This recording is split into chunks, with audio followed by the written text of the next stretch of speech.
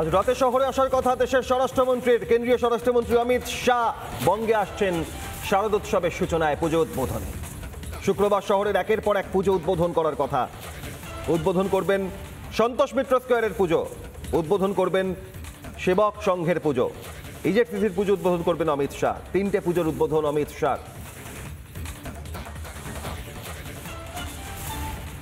আজ রাতে শহরে আসার কথা কেন্দ্রীয় স্বরাষ্ট্রমন্ত্রী অমিত শাহ। শুক্রবার আগামীকাল সন্তোষ মিত্র স্কোয়ারের পুজো উদ্বোধন করবেন অমিত শাহ। আগামীকাল সেবক সংঘের পুজোর উদ্বোধন করবেন অমিত শাহ। সরাসরি সন্তোষ মিত্র স্কোয়ারে এবারে অপারেশন সিঁদুরকে তুলে ধরা হয়েছে। সেই থিম, সেই পুজোর উদ্বোধনে অমিত শাহ দেশের স্বরাষ্ট্রমন্ত্রী। সরাসরি এই মুহূর্তে সন্তোষ মিত্র স্কোয়ারে শেষ মুহূর্তের প্রস্তুতি চলছে জোর কদমে। আমাদের পিঙ্কি প্রতিনিধি সহকর্মী রয়েছেন সরাসরি। পিঙ্কি, সন্তোষ মিত্র স্কোয়ার প্রত্যেকবার এক একটা অভিনব ভাবনাকে তুলে ধরেন এবং এবারে অপারেশন সিঁদুর, যা গোটা দেশের কাছে গর্বের, সেই অপারেশন সিঁদুরের উদ্বোধনে সন্তোষ মিত্র স্কোয়ারে অমিত শাহ আসার আগের মুহূর্তে কি কি ছবি সামনে আসছে?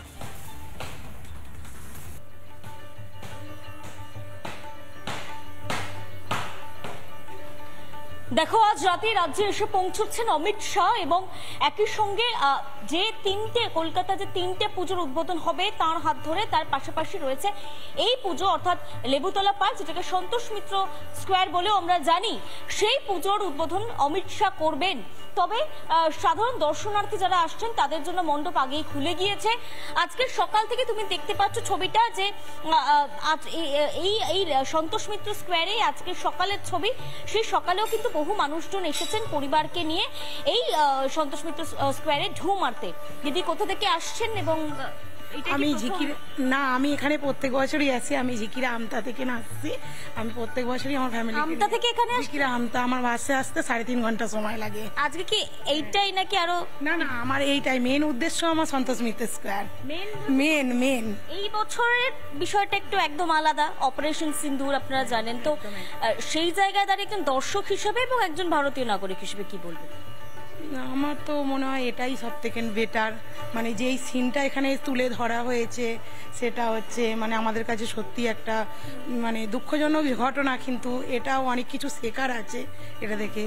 আর কি মানুষ মনে রাখবে, একদম ঘটেছিল, মানুষ মনে রাখবে এটা একদম।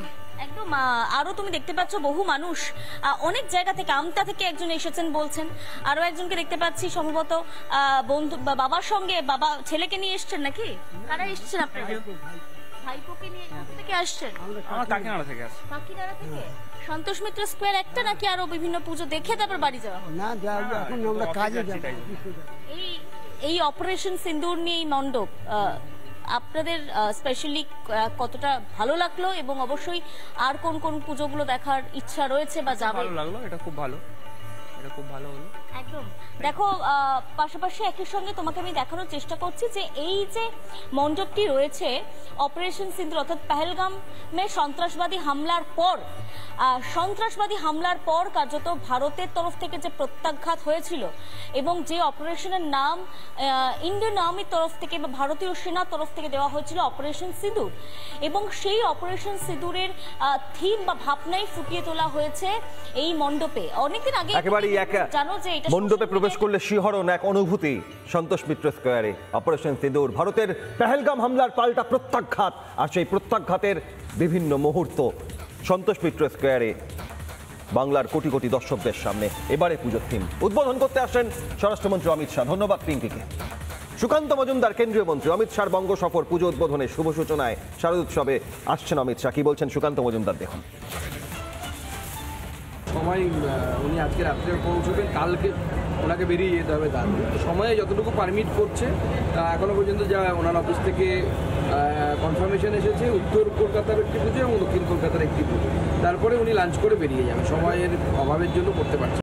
নানা ধরনের কন্টেন্ট দেখার জন্য লাইক করুন, শেয়ার করুন আমাদের ফেসবুক পেজ, সাবস্ক্রাইব করুন আমাদের ইউটিউব চ্যানেল। পাশাপাশি অন্যান্য ব্রেকিং নিউজের জন্য অবশ্যই চোখ রাখুন রিপাবলিক বাংলায়।